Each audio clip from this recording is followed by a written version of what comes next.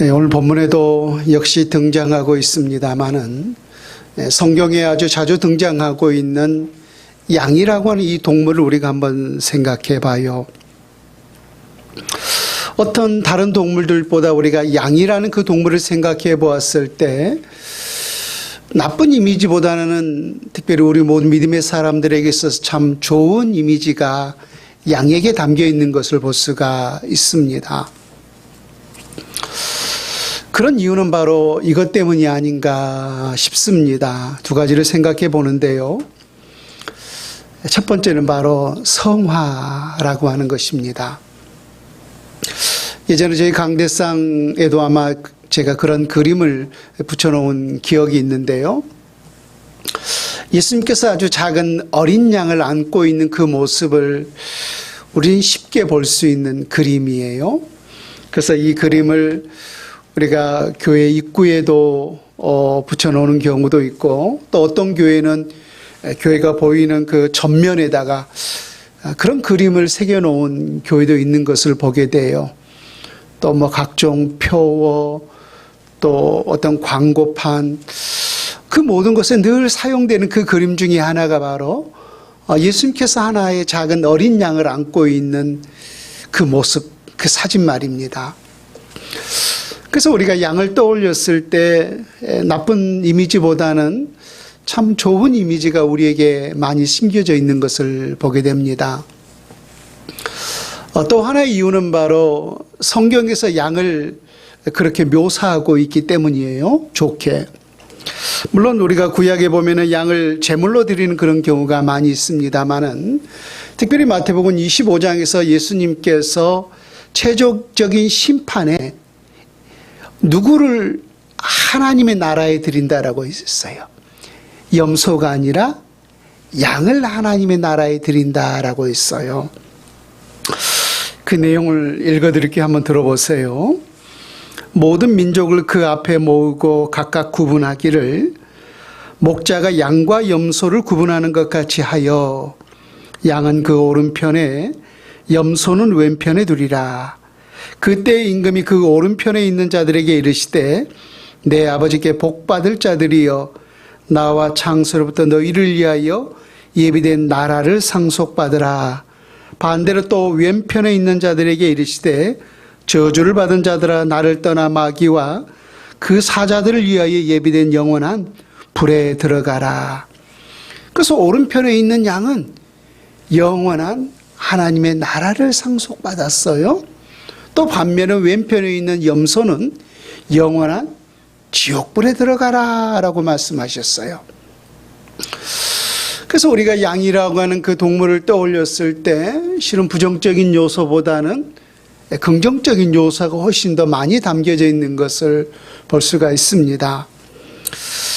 그러나 이것은 예수님께서 하신 비유의 말씀인 것이고, 우리가 실상 성경에 나오는 그 양의 특성, 양이라고 하는 그 존재 자체를 생각해 보았을 때는 오히려 긍정적인 요소보다는 부정적인 요소가 훨씬 더 많이 담겨져 있는 것을 우리가 볼 수가 있습니다.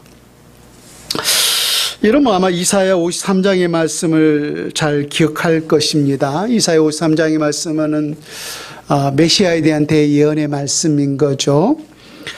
그가 찔림은 우리의 허물을 때문이요 또 그가 상함은 우리의 죄악 때문이라.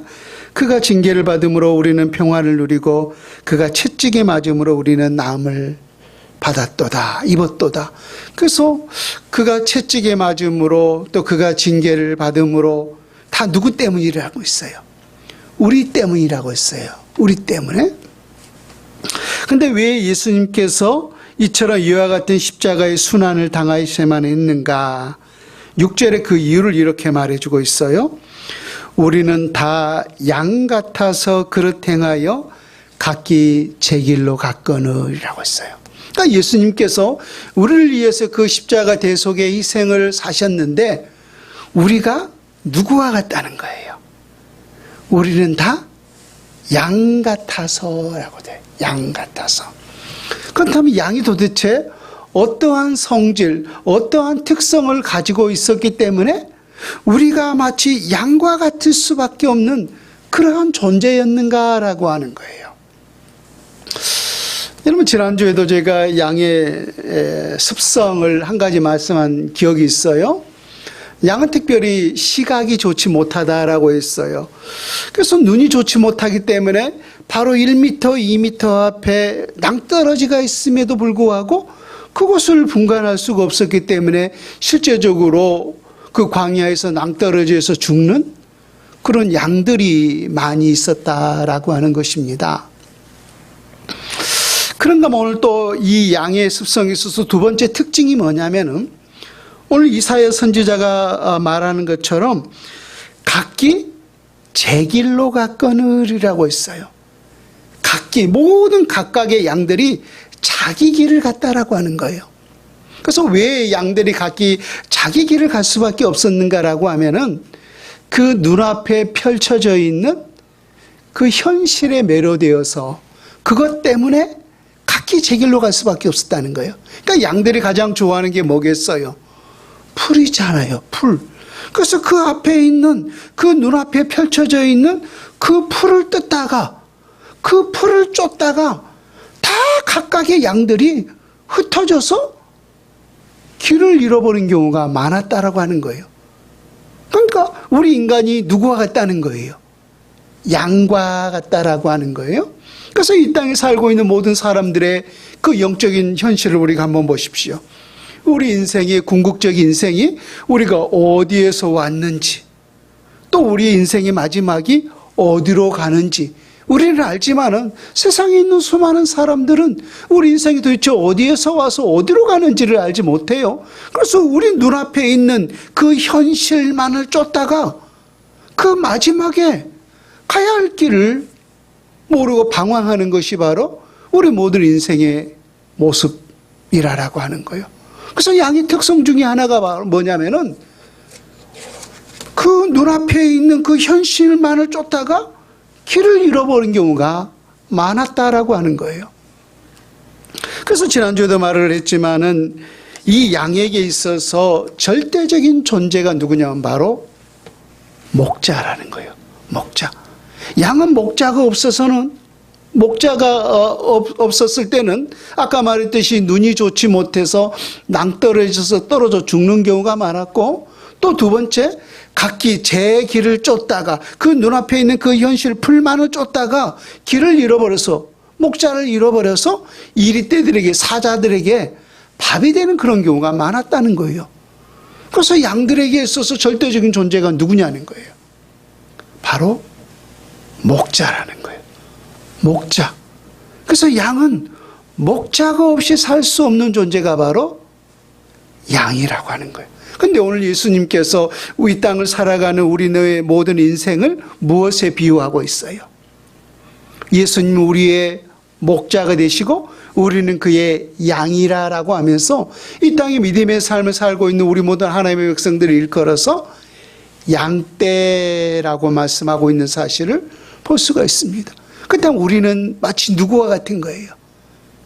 양과 같은 존재라고 하는 거예요. 우리 인생이 참으로 영민한 것 같지만은 하나님 앞에서 우리 인생이 얼마나 둔한 인생인지 몰라요.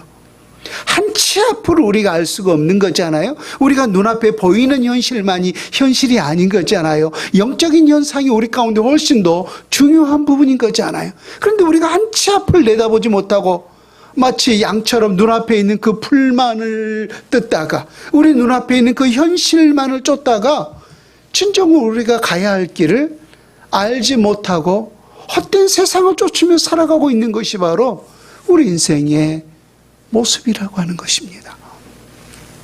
그래서 오늘 이 동물인 양에게 있어서 목자가 절대적인 존재이듯이 또 이 땅을 살아가는 우리 모든 하나님의 사람들에게 있어서도 우리가 어떠한 목자를 만나느냐라고 하는 것은 또한 절대적인 문제인 줄로 믿습니다. 양이 목자가 없이 살 수가 없듯이 우리 모든 인생 또한 역시 목자가 없이 살아갈 수 없는 것이 바로 이 땅을 살아가는 우리 모든 하나님의 사람들의 모습인 줄로 믿습니다. 그래서 시편 기자는 이렇게 고백했어요. 누가 나의 목자시니? 여호와는 나의 목자시니라고 말입니다. 이 땅을 살아가는 수많은 사람들은 그러나 안타깝게도 돈을 목자 삼아 살아가는 사람도 있고, 때로는 지식을 목자 삼아 살아가는 사람도 있고, 또 명예와 권세를 목자 삼아 살아가는 사람들도 많습니다. 그러나 우리 하나님의 사람들은 참으로 목자가 우리 모든 인생 가운데 가장 중요하고 소중한 절대적인 존재라고 하는 사실을 다시금 깨닫고, 오직 하나님만이, 오늘 시편 기자가 고백했듯이 여호와는 나의 목자시니라고 하면서 그 목자의 음성을 쫓아 살아갈 수 있는 우리 모두가 될 수 있기를 먼저 주님의 이름으로 축원을 드립니다.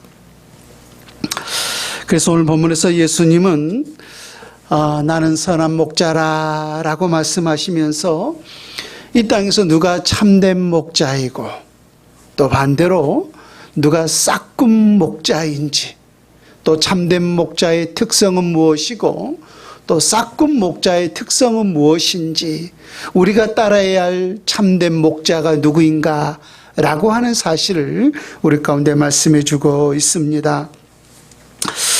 먼저 싹군 목자에 대해서 함께 살펴보고자 합니다. 예수님은 오늘 본문에도 분명히 싹군 목자가 있음을 말씀을 하셨어요. 그래서 누구를 일컬어서 싹군 목자라고 했는가, 또 싹군 목자는 어떠한 사람이 싹군 목자인가, 주어진 본문을 통해서 우리가 함께 살펴봅니다. 우리 본문 12절 말씀을 같이 볼까요? 우리 같이 한 목소리로 읽습니다. 시작. 싹군은 목자가 아니요 양도 제 양이 아니라 이리가 오는 것을 보면 양을 버리고 달아나나니 이리가 양을 물어가고 또 해치느니라. 싹군 목자, 이 싹군 목자는 말 그대로 싹쓸 받고 목자의 사명을 감당하는 것이 바로 싹군 목자이죠. 그래서 우리가 이 싹군 목자를 생각해 보았을 때 실은 부정적인 요소가 굉장히 많아요. 이런 싹군 목자라고 같으니라고 하면서 우리가 싹군 목자에 대해서 굉장히 안 좋은 이미지가 굉장히 많다라고 하는 거예요. 근데 우리가 그 당시 정황을 조금 이해하고 이 싹군 목자를 생각해 본다면은 싹군 목자 그 자체가 결코 나쁜 목자가 아니라고 하는 사실을 알 수가 있어요. 이게 무슨 말인가라고 하면은 지난주에 그 당시에 유대의 모든 이스라엘 백성들은 이 양을 치는 것이 보통의 사람들의 일이라고 했어요. 그래서 보통의 가정들마다 뭐 10마리, 또 조금 잘 사는 사람들은 20마리의 양을 대부분 그렇게 가정마다 키우고 또 공용 목장을 통해서 양을 키운다라고 했지 않았습니까? 그리고 또 그 목양을 전문적으로 하시는 사람들은 약 200에서 300마리의 양을 키웠다라고 해요. 근데 여러분 생각해 보세요.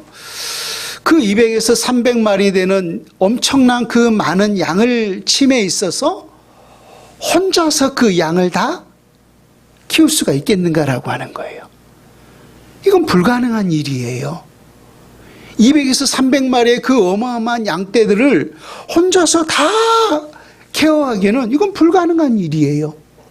그래서 그 주인 목자가 누구를 고용하느냐면은 돈을 주고서 싹군 목자를 고용하는 거예요. 그래서 싹군 목자라고 하는 것은 내 혼자서 그 목양을 다 할 수가 없으니까 내가 한 달에 너에게 200만 원을 줄게, 내가 한 달에 300만 원을 줄게, 대신 내 양을 좀 이렇게 채워줘, 같이 키워줘라고 그렇게 싹쓸 받고 그 목양을, 목자들, 그 양떼들을 키우는 사람이 바로 싹군 목자예요.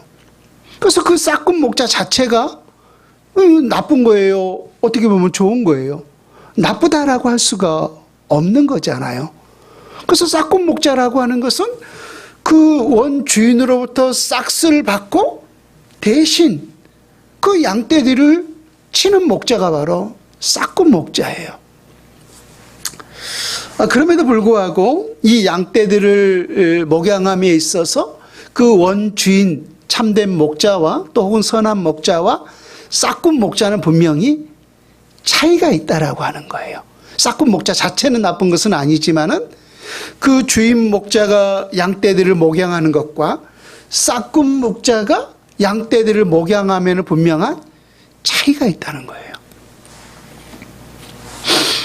첫 번째 싹군 목자의 특징이 뭐냐면 오늘 우리가 본문 12절을 같이 읽었습니다마는 싹군은 목자가 아니요 양도 제 양이 아니라라고 있어요. 그러니까 그 목양을 하고 있지만은 그 싹군 목자는 진짜 목자가 아니라는 거예요. 또 양도 그 자기 양이 아니라고 하는 거예요. 이걸 뭘 의미하고 있느냐면은 지난주에도 우리가 보았습니다면은 목자는 누구를 한다라고 했어요. 목자는 자기 양을 한다라고 했어요. 그래서 그 수십 마리, 수백 마리의 그 양떼들이 그 우리 안에 공용 목장이 있었지만은 목자가 그 양을 불러요. 뭐 똘똘아 이렇게 하면서 각각의 모든 그 자기 양들을 불렀을 때 양은 누구를 한다고 했어요? 그 목자의 음성을 듣고서 그 우리 안에서 나온다라고 했어요. 이걸 지금 뭘 의미하는 거예요? 지금 양은 목자를 알고 목자는 양을 알고 있어요. 그러니까 서로 간에 지금 관계가 이루어지고 있다라고 하는 거예요. 관계성이 있다는 거예요. 근데 지금 싹군은 목자도 아니요 양도 제 양이 아니라라고 하는 것은 지금 목자와 양 사이에 그냥 그 치고는 있지만은 양치기는 있지만은 서로 알고 있지 못하기 때문에 지금 아무런 관계성이 없다는 거예요. 관계성이. 여러분 혹시 무교회주의자라고 하는 사람들 혹시 들어본 적 있습니까? 무교회주의자가 뭐냐면은 자기는 교회에 적을 두고 있지 않다는 거예요. 여러분들은 우리가 새하늘교회를 다니면 저는 새하늘교회에 소속되어서 그렇게 하나님을 섬기고 있습니다라고 말을 하잖아요. 그래서 무교회주의자는 교회에 그렇게 자기 소속을 두지 않고 그냥 자기 혼자서 자기 나름대로 하나님을 섬기고 있는 사람들이 바로 무교회주의자예요. 근데 생각보다 여러분 이런 사람들이 의외로 많다는 거예요. 근데 왜 이들이 이렇게 무교회주의자를 표방하면서 그렇게 하나님을 섬기고 있는가라고 하면은 사람 냄새 싫다는 거예요. 사람 냄새 싫다는 거예요. 여러분 우리가 누구든지 이렇게 서로 간에 교류하고 서로 교제하다 보면은 물론 그 사람의 장점도 있어요. 그 사람의 좋은 점도 있단 말입니다. 근데 우리가 깊이 있게 교제하다 보면은 실은 장점도 많지만은 오히려 장점보다는 단점이 더 많이 발견하게 되는 것을 보게 돼요. 그래서 그러한 단점이 우리가 깊게 교제하다 보면은 내게 상처가 된다는 말이에요. 그래서 사람은 저마다 우리가 하나님의 사람이라 할지라도 하나님 앞에서 아직 모난 부분들이 있어요. 그런 부분들을 우리는 소위 가시라라고 말을 하잖아요. 그래서 다 각자마다 각각의 아직 다듬어지지 않는 가시가 있어요. 그래서 가까이 가서 부딪히다 보니까 우리가 소위 상처를 받을 수밖에 없는 거잖아요. 그래서 그런 사람들이 처음부터 무교회주의자가 된 것이 아니라 교회를 통해서 신앙생활하다 보니까 이런저런 상처를 받고 나서 에이 내 사람 싫어서 내 사람 냄새 꼴 보기 싫어서 나 혼자 그냥 교회에서 나 혼자 가정에서 그렇게 하나님 섬긴다라고 생활하는 사람들이 바로 무교주의자예요. 그러니까 좋다 이거예요. 그런데 그것이 진정한 하나님의 뜻인가라고 하는 거예요. 다시 말해서 그것이 진정한 성경적인가라고 하는 것입니다. 아니라고 하는 거예요. 아니라고 하는 거예요. 분명히 예수님께서 이 땅에 베드로의 그러한 신앙 고백 위에 내 교회를 세우리니라고 하면서 하나님의 모든 백성들을 반드시 모든 시대마다 교회로 인도해 주셨던 것을 보게 돼요. 그렇다면 왜 우리 모든 각 사람들의 그런 가시가 있음에도 불구하고, 죄악된 냄새가 남에도 불구하고 왜 우리를 교회로 하나님께서 불러 모으셨을까요? 물론 구원의 가장 큰 문제지만은 저는 또 다른 이유를 오늘 주어진 본문을 통해서 생각해 본다면은 우리가 다듬어지라고 해요. 우리 모두가 그리스도의 그 장성한 분량에 다다를 수 있어야 되는 거잖아요. 그렇게 우리가 장성한 분량에 다다르기 위해서는 우리에게 필요한 게 뭐예요? 우리 모든 가시가, 그 모난 부분들이 깎여져야 되는 거예요. 그래서 우리가 교회 안에서 때로는 지지고 볶고 때로는 상처 주기도 하고 상처 받기도 하면서, 그래서 그러한 연약한 모습을 우리가 함께 기억하고 그것을 위해서 기도하고 그 연약함을 우리가 서로 안아주고 서로 사랑하는 공동체가 바로 여러분 교회 아닙니까? 근데 나 그 사람 꼴 보기 싫어서, 그런 냄새 나는 거 싫어서 우리가 교회에 나오지 않는다면은, 그럼 그렇게 말하고 있는 자기 자신은요? 자기 자신은요? 하나님이 그래서 우리의 그러한 연약함을 알기 때문에 그러한 연약함을 다듬어지라고 실은 우리 본된 교회를 우리 하나님께서 불러주셨던 거예요. 그래서 여러분, 우리가 교회의 구성원으로서 늘 필요한 게 뭐냐면은 서로의 관계성인 거예요. 관계성. 자, 이런 보세요. 저도 위임된 작은 목자지만은 저와 여러분 사이에 이러한 관계성이 없다라고 생각해 보세요. 여러분들이 어떠한 슬픔을 당했을 때, 혹은 어떠한 기쁨 일들이 있었을 때 아무도 관여하지 않아요. 왜? 그건 너의 슬픔이고 그건 너의 기쁨이지 나와 무슨 상관이 있냐는 거예요. 관계성이 없다라고 한다면 말입니다. 이건 여러분, 우리 교회뿐만 아니라 이것은 세상의 위치도 마찬가지예요. 세상에 많은 사람들이 어떤 장례식에 같이 그렇게 가고 때로는 결혼식에 같이 가는 이유가 뭐예요? 관계성 때문이 아닙니까? 관계가 이루어지지 않는다면은 그 돈 내고 그 갈 필요가 없는 거예요.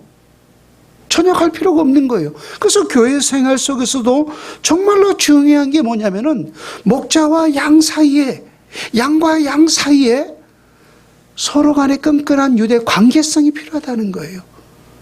그래서 서로 간에 알아가는 거예요. 알아가는 거. 여러분들을 알아야 저도 여러분들을 위해서 기도하고, 여러분들과 여러분들 사이에서 서로 알아야만이 그 연약함을 위해서 우리가 함께 기도하고, 또 우리가 슬퍼할 때 같이 슬퍼하고 기뻐할 때 같이 기뻐할 수 있는 것 아니겠습니까? 관계성이 없다면은요, 그냥 서로 간에 다 따로 국밥이에요. 근데 오늘 이 싹군 목자는 뭐예요? 목자도 아니요, 양도 제 양이 아니라고 하는 거예요. 그러니까 목자와 양 사이에 아무런 관계성이 없는 거예요. 그렇다면 지금 이 싹군 목자는 무엇과 관계가 있는 거예요? 자기가 받는 그 싹스의 관계가 있었던 거예요. 싹스. 그래서 그 싹스를 받고 그 싹스를 위해서 일하는 그 목자가 바로 실은 싹군 목자였던 거죠. 그래서 여러분, 이 시대 속에서도 우리가 돈만 밝히고 또 그 돈을 위해서 일하는 그런 목자들을 일컬어서 우리는 뭐라 그래요? 싹군 목자라고 말하지 않아요. 싹군 목자라. 오늘 싹군 목자의 두 번째 특징 12절과 13절 말씀을 같이 봅니다. 싹군은 목자가 아니요 양도 제 양이 아니라 이리가 오는 것을 보면 양을 버리고 달아나나니 이리가 양을 물어가고 또 해치느니라. 달아나는 그가 싹군인 까닭에 양을 돌보지 아니함이라. 여러분, 싹군 목자는 그 주인으로부터 돈을 받고 고용되어서 양을 치는 목자가 바로 싹군 목자라고 했어요. 그래서 싹군 목자의 첫 번째 특징은 양을 키우고 있지만은 양과 목자 사이에 아무런 관계성이 없는 거예요. 양을 치고 있지만은 목자도 양을 알지 못하고 양도 목자를 알지 못하는 거예요. 관계성이 없는 거예요. 돈에만 관계가 있었던 거죠. 그런데 오늘 두 번째 특징을 보니까 이리떼들이 달려왔을 때, 이리떼들이 그 양을 훔치러 달려왔을 때 그 싹군 목자는 그 양을 버리고 도망간다는 거예요. 양을 버리고 도망간다는 거예요. 근데 여러분 생각해 보세요. 너무 부정적인 시각으로 보지 말고, 싹군 목자가 그 이리떼들이 쳐들어왔을 때, 달려왔을 때 그 양떼들을 버리고 도망가는 것이 이게 정당한 거예요? 부당한 거예요? 생각해 보면은요, 정당한 거예요. 왜요? 여러분, 양의 목숨이 중요한 거예요? 아니면은 자기 목숨이 더 중요한 거예요? 자기 목숨이 더 중요한 거잖아요. 여러분들이 그 싹군 목자로서 그렇게 고용되어서 내가 한 달에 200만 원, 300만 원을 받고 그 양을 치고 있는데 저기에서 수십 마리의 이리떼들이 지금 달려와요.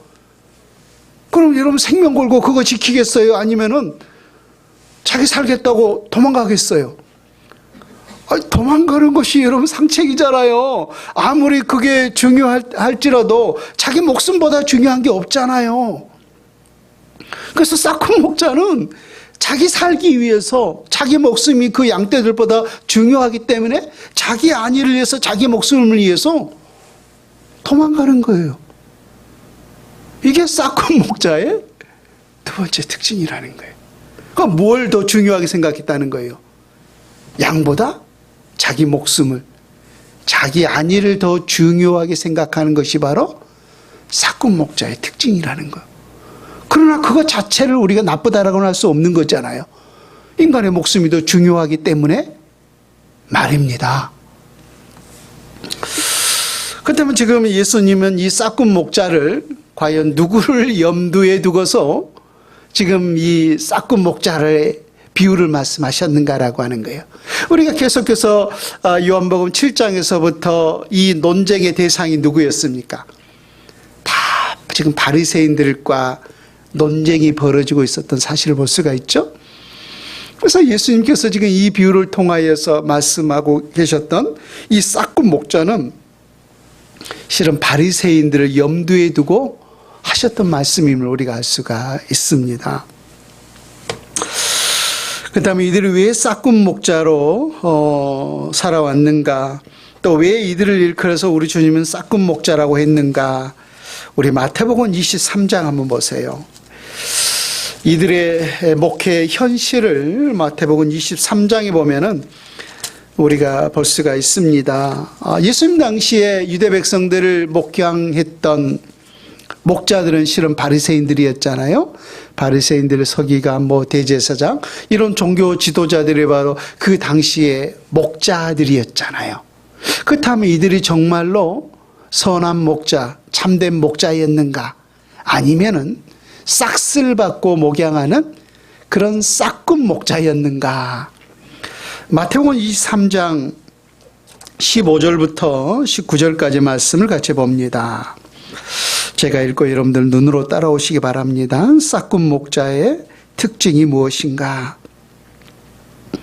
15절부터 화 있을진저 외식하는 서기관과 바리새인들이여, 너희는 교인 한 사람을 얻기 위하여 바다와 육지를 두루 다니다가 생기면 너희보다 배나 더 지옥 자식이 되게 하는도다. 화 있을진저 눈먼 인도자여, 너희가 말하되 누구든지 성전으로 맹세하면 아무 일 없거니와 성전에 금으로 맹세하면 지킬지라 하는도다. 어리석은 맹인들이 어느 것이 크냐? 그 금이냐? 그 금을 거룩하게 하는 성전이냐? 너희가 또 이르되 누구든지 제단으로 맹세하면 아무 일 없거니와 그 외에 있는 예물로 맹세하면 지킬지라 하는도다. 맹인들이여 어느 것이 크냐? 그 예물이냐? 그 예물을 거룩하게 하는 제단이냐. 지금 예수님께서 바리새인들을 향해서 계속해서 화 있을진저라고 하면서 화를 선포하고 있어요.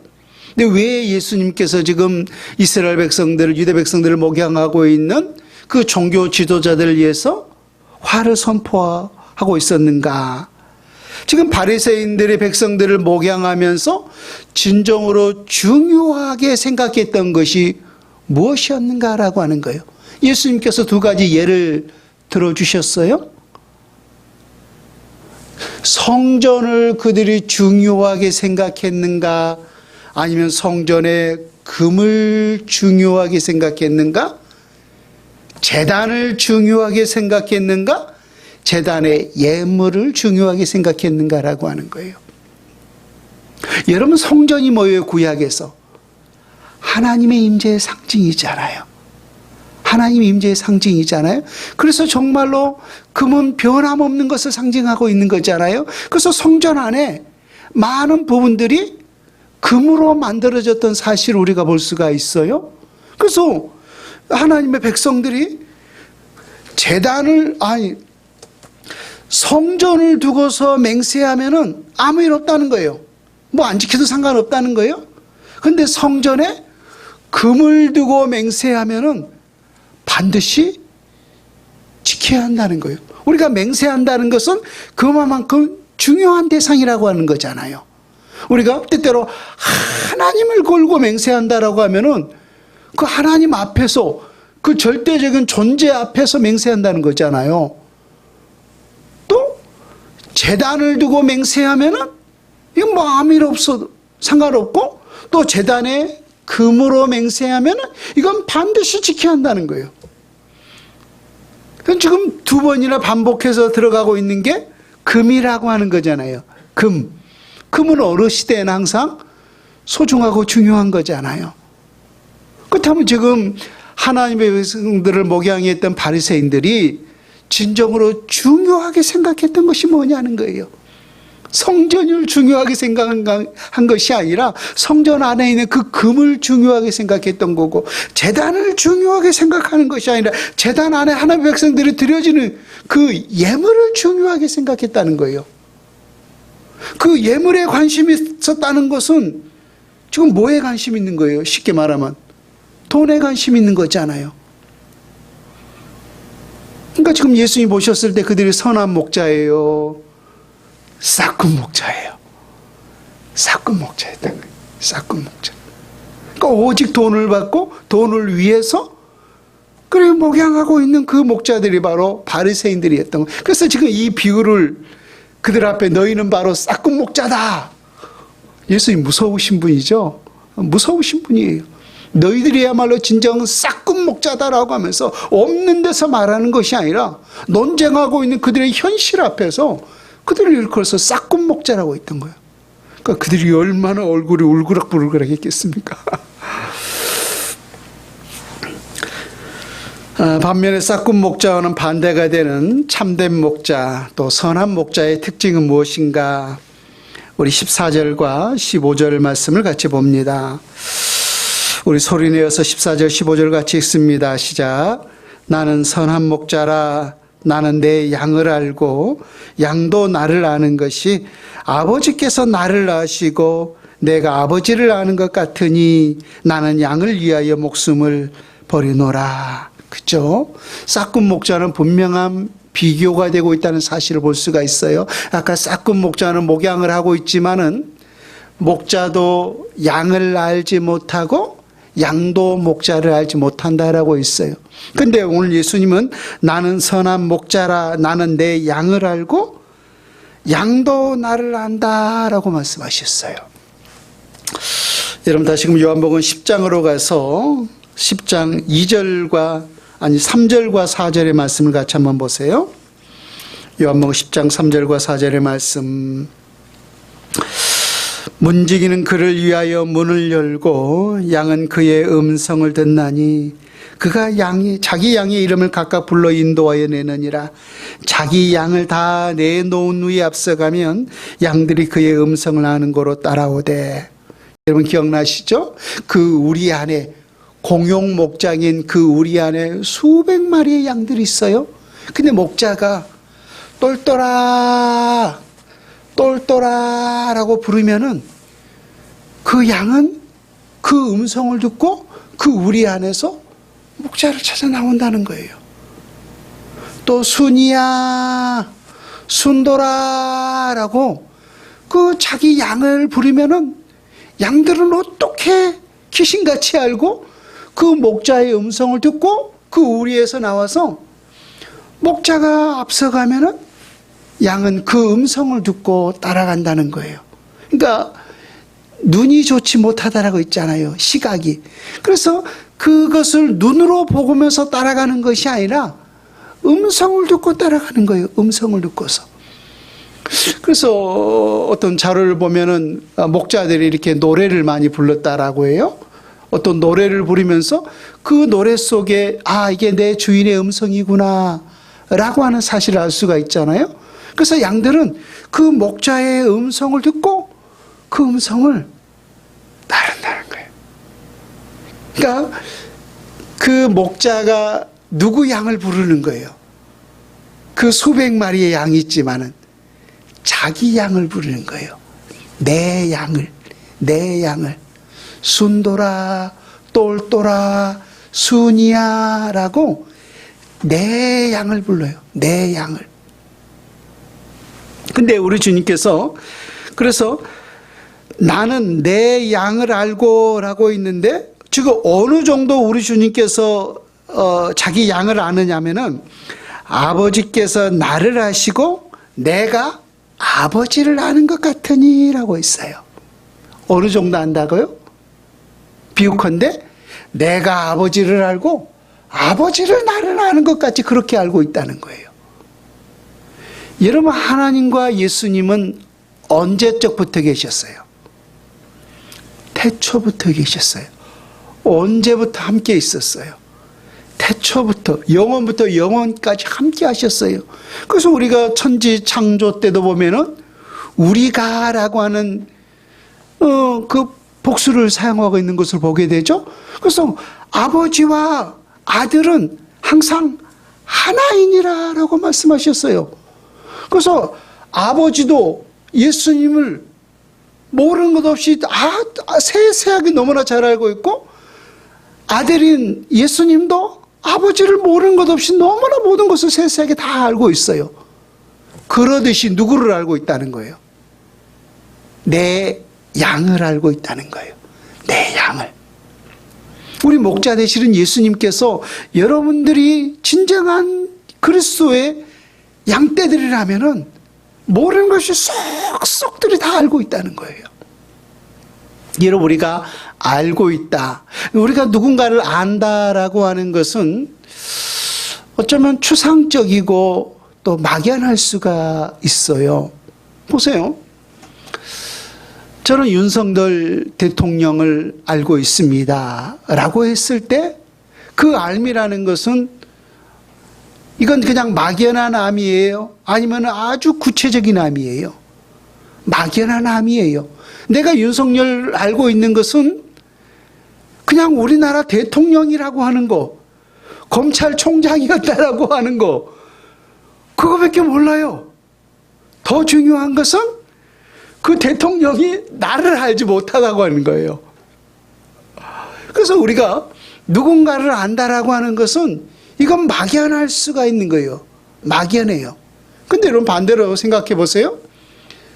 저는 이곳에 있는 정경화 씨를 알고 있습니다 라고 했을 때 그 알미라고 하는 것은 막연함이에요? 아니면 구체적인 거예요? 아마 여기서 저보다 더 정경화 씨를 알고 있는 사람은 없을 거예요. 왜 알고 있을까요? 사람을 보니까, 같이 경험해 보니까, 매일 같이 있다 보니까. 그래서 내가 대통령을 아는 것은 막연하고 추상적인 암이에요. 그는 나를 몰라요. 근데 내가 정경화를 알고 있는 것은 이건 체험한 암이고 이건 구체적인 암이에요. 물론 그래도 모르는 건 아직도 많겠지만 말입니다. 근데 오늘 예수님께서 내 양을 하는 것은 그와 같은 차이라고 하는 거예요. 물론 비교도 되지 않겠지만 말입니다. 그래서 예수님께서 우리를 아는 것은 아주 구체적이고 실제적이고 체험적인 암이라는 거예요. 그래서 히브리서에 보면은 체휼이라고 하는 표현을 써요. 체휼을 하셨다.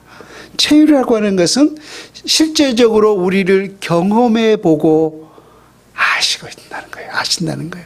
그래서 나보다 나를 더 잘 아시는 분이 바로 우리의 목자가 되시는 예수님이신 줄로 믿습니다.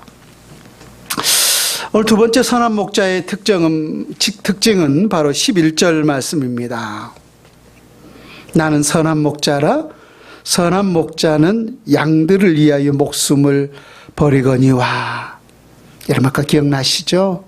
싹군 목자는 이리떼들이 달려왔을 때 그 양을 버리고 도망갔다라고 했어요.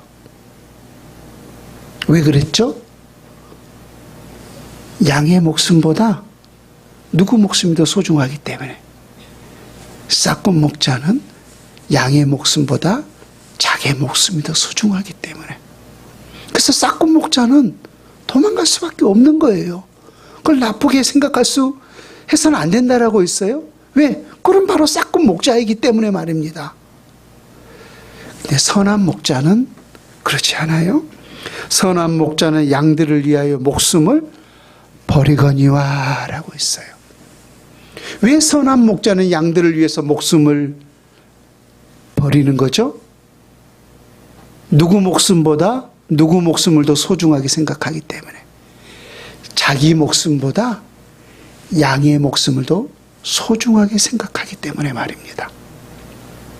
그래서 여러분 예수님께서 십자가 위에서 자기 목숨을 버리신 이유가 뭐예요? 예수님이 그들의 그 원수들을 멸할 수 있는 그 권세가 없어서 그랬나요? 아니잖아요. 12군단 더 되는 천사들을 내가 요청하여서 그들을 멸할 수 있는 권세와 힘이 내게 없는 줄 아느냐라고 우리 주님 오히려 반문하셨어요. 자기를 십자가에 못 박는 그 원수들을 하나님의 능력으로 단칼에 하늘에서 불이 떨어지기 위해서 그들을 멸할 수 있는 권세와 능력이 있으셨어요.